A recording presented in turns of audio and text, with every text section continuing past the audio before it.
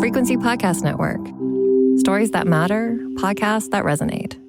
Hey, hotties, it's Sadaf. In the wake of the Rob Reiner news, I joined the Reheat sister show, The Big Story, as a guest to talk through what happened, the internet's reaction, and why Reiner's legacy matters so much more than the chaos of the moment, particularly as a longtime fan myself. We wanted to share that conversation here as a bonus episode for all of our Reheat listeners. Enjoy. Frequency Podcast Network. Stories that matter, podcasts that resonate. The deaths of Rob and Michele Reiner have rocked Hollywood.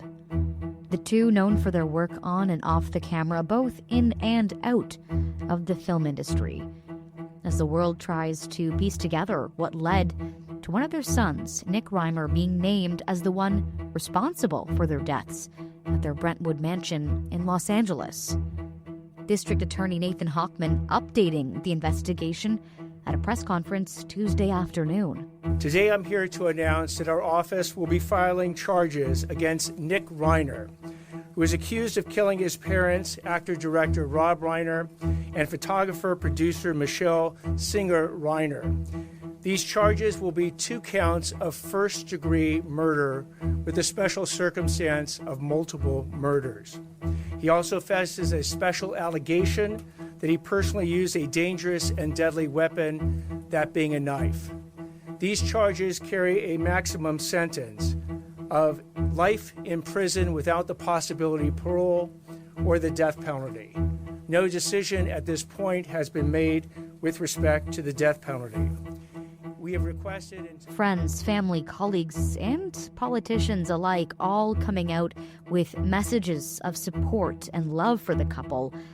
One distinctive statement, though, coming from the American president himself, who even doubled down on his words after people in his circle came out against them. Became like a deranged person, Trump derangement syndrome. So I was not a fan of Rob Reiner at all in any way, shape. So what legacy does Rob Reiner leave behind?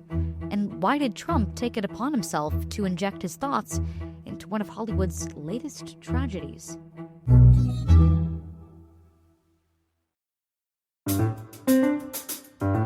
I'm Maria Kestane, and today on The Big Story, I'm talking to Sadaf Hassan, culture writer and co-host of the Reheat podcast, to discuss Hollywood's latest tragedy and the impact Rob Reiner leaves both with his art and his activism. Sadaf, thank you so much for joining me today.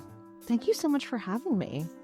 So, we're recording this episode on Tuesday, just barely a day after the news broke of Rob and Michele's death and the shockwaves that this tragedy continues to make across Hollywood and, North America at large, just given Rob's influence both on the screens and behind the camera. I want to get your reaction to the story so far. What did you think when the news broke Sunday night? I couldn't believe it. And I got to say, it was also, as a journalist, a little bit shocking to see how many outlets were reporting on the news without actually getting confirmation about what happened for real. I don't know if you saw that, but I was watching it all unfold on social media, which you should never do because it's always erratic. You don't know what's the truth and what's not. But I'm a big fan of Rob Reiner. I've been a fan of his movies for so long. I grew up with them, so I was devastated. I didn't want to believe the news. And then finding out that his son was the prime suspect was horrifying, honestly. You don't want to believe something like that. And I think a Hollywood tragedy always just seems so unbelievable, particularly. It's like a movie was playing out all night. It was wild. Yeah. Get into that a little bit. When you were a little shocked on how these outlets were reporting, what were you seeing? Gosh, it was quite a few people, and I'm going to name check People magazine directly, but they were reporting that Nick was involved, Rob and Michele Reiner's son, before anybody had and before there was official confirmation. And I've been in the journalism world for at least a decade, and one thing that we're always taught, the number one thing, you don't want to report on something, especially like a murder, until you know for sure what happened and who did it and if that's actually the case. You don't put names out there until you know. And I remember there was different reports at the time on who found their bodies. At first, it was Billy Crystal. Then it was their daughter who lives across the street. Then it was someone else. So it was a lot, and it was all very dramatic. It was a lot of rumors, which kind of just amped up the heat and the panic, I think, around the story. It was weird. Yeah. As we heard in the intro, Los Angeles District Attorney Nathan Hochman, announced at the press conference Tuesday afternoon that they will be filing murder charges against the son, Nick, which, as you said, is so heartbreaking and just jarring to hear, really. We don't necessarily know all the caveats of the relationship between Nick and his parents. We do know that Nick openly struggled with substance addiction, and the latest reports, again, this is all speculative, this is all anecdotal, but latest reports from people close to the situation saying that there was a holiday party the day before they were murdered, and there was some argument that kind of broke out between Nick and his parents, and it was disruptive, apparently, according to one anecdote. Again, all of this anecdotal, but what do you make of the son being called responsible in this situation? I mean, I think it's really upsetting, right? I think even if it wasn't a celebrity family, it would be so devastating to hear that, because that's both of his parents who are gone now. And we know that they had a long time complicated relationship. So it's not something his parents have talked about a lot. They did make a movie called Being Charlie about, I think it was about a decade ago, if I'm not wrong. And it follows Nick's story. His character is named Charlie in the movie, but it's a very similar story. He wrote it. His dad, Rob, directed it. And I feel like it's interesting because we kind of knew that much at the time. And I think now when you watch it back, it'll probably be even more enlightening, because it followed his parents having a drug intervention and trying to bring him back to the child that they remember him being when he was younger. And they're very much at odds, he and his parents. And I think now that there's so much speculation over what was the actual relationship between Rob and Michele and Nick, and how bad was it, people are going to go back to that movie and start poking holes and taking a look at it a lot closer. And listen, I think anytime you have a child who's battling years-long addiction of any kind, you're going to have a complicated relationship. And Rob had said previously that it was really, really painful for him. And he wasn't always sure that he handled it correctly, and that he used to play, I remember this, he said he used to play kind of the bad cop and bring in the tough love. And his wife, Michele, would kind of be the one who was a little more outwardly compassionate. So, God, I don't know. It's like going back over all of this now, it's just so much more devastating, isn't it? Yeah, totally. And, in the press conference Tuesday afternoon, when asked whether or not issues surrounding mental health will be brought forward in the court, the DA, he did said if that there's evidence that mental health was at play here, then it will be brought here.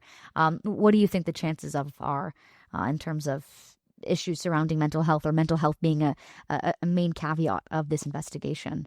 I hope it does come up. I mean, I think it's so clearly an element here, right? I don't think you go through something like this involving your parents without mental health being a factor, right? I mean, I think that's the case in a lot of murders and situations like this, but I don't think we talk about enough. I mean, God, it's still a taboo topic. It's not something Hollywood is open about, certainly. I don't think Rob or his wife have talked about it all that much, particularly pertaining to their son, but I think there's no way out of it for this one.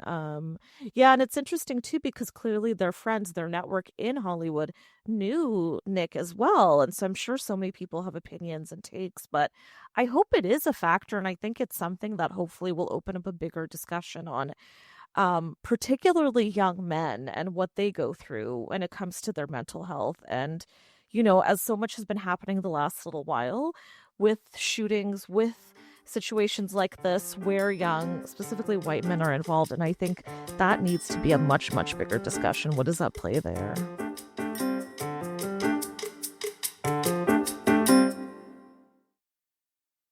I want to get into Reiner's work specifically. It spans across decades and across genres, really. Some of the classics, including When Harry Met Sally and The Princess Bride. Why do you think his films resonated with people so much? Oh, that's a fun question. I think he's so interesting because he maybe has the greatest run of iconic films that anyone has. Okay, so you mentioned a few, but I want to throw in a few others. Because Totally. there was also This Is Spinal Tap, such a beloved comedy for so many people. Bullets Over Broadway, Princess Bride, Stand By Me, When Harry Met Sally, Misery, A Few Good Men. Like, I could go on and on. That's an insane run.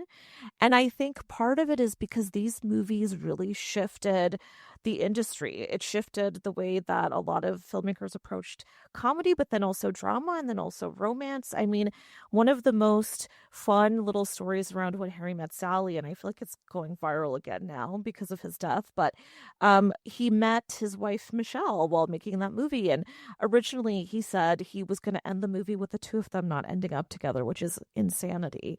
And he was like, but then he fell in love and he was like, no, they've got to be together at the end. And I think thinking like that is still pretty unique in the industry, you know, just leading with your heart. And I feel like he did that a lot. It's why you will get so many beautiful little moments of romance in that, in Princess Bride, and then also really great dialogue and fight scenes and A Few Good Men or Misery. Like, he was so involved not just in the directing, but in the writing and the acting. And I think because he also started as an actor, it gave him this other perspective and approach. Yeah, I think he was special. I love that you mentioned Michele there, because Michele Singer, she's an iconic photographer and producer herself. Tell us a little bit about Michele. You know, how does she fit into the picture? You know, we know they met on the set of When Harry Met Sally, but what did her career look like? Okay, I'm so glad you mentioned that, Maria, because I think, yeah, she was a really great woman behind the man. She worked with Rob a lot at his production company, which is called Castle Rock, which I especially love because it's based on the Stephen King fictional town in Maine, and he and Stephen were friends, and I'm just obsessed with all those little details. But so she worked with him there, and then she had her own production company, and she was very involved in the comedy world, which I think is so cool. So she also produced a legendary Albert Brooks documentary, and she was nominated for an Emmy for that. So, and then also a photographer all at the same time. So she had her hands in a lot of things, and I feel like together they made a really great team and a Hollywood power couple. Totally. Continuing on about his family a little bit, you know, Rob couldn't really be described as a nepo baby himself, right? He is the son of writer and actor Carl Reiner. How did that impact his career, you think? I mean, it's kind of incredible because they really are a Hollywood family, aren't they? Because Carl Reiner was, I mean, I'm sure so many listening already know that name. He was a legendary comedian himself for years and years. And you've got to look up his face if you don't know who I'm talking about, because the similarity between their faces and their smiles is just so sweet. But yeah, he was a huge deal. And I think he definitely injected a little bit of his own comedic style and tone into Rob. But then let's bring the woman into it again, too, because Estelle, Rob's mother, was also a real talent herself. So she was a singer. She was also an actress. And the two of them were a power couple of their own. So you could kind of say being in showbiz ran in the family. So it was kind of a no-brainer, I guess, that Rob would end up following in their footsteps. And, you know, he started in acting before he was a director, and he was in All in the Family for years. He was in that for almost a decade throughout the 70s, and that was a really beloved American sitcom. So this family loved comedy. Very funny. I think even now it's funny because I know a lot of people who only recognize him for New Girl, which was one of the more recent shows he still did acting appearances on, and I love that because he's hilarious on that too. And I feel like he's a little bit of a cross-generational talent, which not a lot of people are. You know, like everybody has their Rob Reiner movie or TV show, and he's got that voice that still just makes me so happy every time I hear it. He's definitely connected with many generations. Myself, my parents, you know, it's crazy. You know, Rob made it very clear throughout his career and that his impact and responsibility wasn't just contained to the sets and the stages. It really transcended into politics and activist spaces as well. Can you talk a little bit about what exactly he was passionate about? Oh, yeah, sure. And this would also highlight a little bit of why Trump might have hated him so much. So, okay, so Rob, big time liberal, long time activist, particularly when it comes to, I would say, civil rights, education for kids, public health. He was really, really dedicated. And I think it's particularly special because, again, he has such a signature voice. So when you would hear him speaking up and going to rallies, giving speeches, it means a little extra something when you hear that voice. So one of his biggest accomplishments, I would say, was founding the American Foundation for Equal Rights. Now, if you don't know what that is, it helped fund and support the legal challenge that ultimately led to the U.S. Supreme Court striking down California's Prop 8, which means it led to the advancement of marriage equality all through the country, which was massive, massive. He was so instrumental in that. He's also been, or was, deeply involved in early childhood development and education policy. This is one of my favorites because I think a lot of people don't know about this, but he had a nonprofit called First Five California, which is actually funded by a tax on tobacco products, which I just love. He advocated for publicly funded early learning programs through it, parental support services, healthcare access for kids. Like, this guy really gave a shit.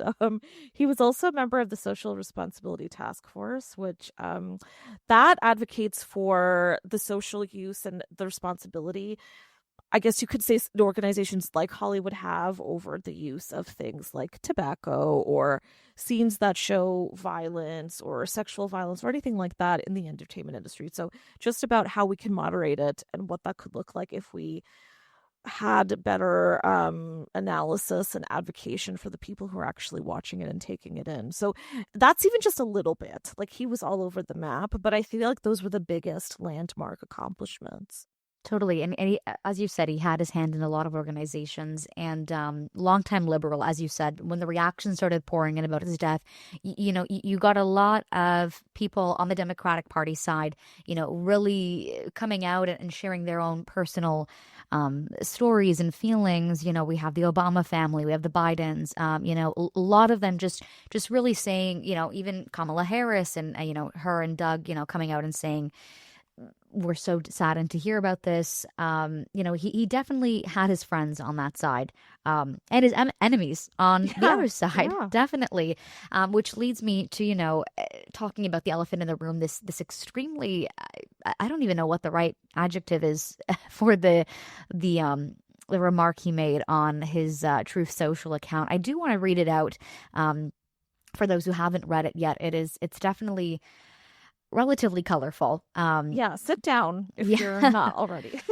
U.S. President Trump taking to social media, him posting this after hearing the news. A very sad thing happened last night in Hollywood. Rob Reiner, a tortured and struggling but once very talented movie director and comedy star, has passed away, together with his wife, Michele, reportedly due to the anger he caused others through his massive, unyielding, and incurable affliction with a mind-crippling disease known as Trump derangement syndrome, sometimes referred to as TDS. He was known to have driven people crazy by his raging obsession of President Donald J. Trump, with his obvious paranoia reaching new heights as the Trump administration surpassed all goals and expectations of greatness. And with the golden age of America upon us, perhaps like never before, may Rob and Michele rest in peace. I mean, so many one-liners here. What did you even make of this note passing? I reading it. It starts off relatively, he was in a mournful, he was sad and he acknowledged that it's a very sad thing. And then he gets into the crux of it becoming political. Really, what did you make when you read this? Oh my gosh, I just think it's ridiculous. I think, what I would love to do is just pretend he didn't say anything, because I think it's so wild to give any kind of airtime to a comment like that. But we have to, because he's one of the biggest voices in the world right now. And unfortunately, people do listen and they run with what he has to say. But I think it's a reminder that he himself is also a very big symptom and member of Hollywood not too long ago.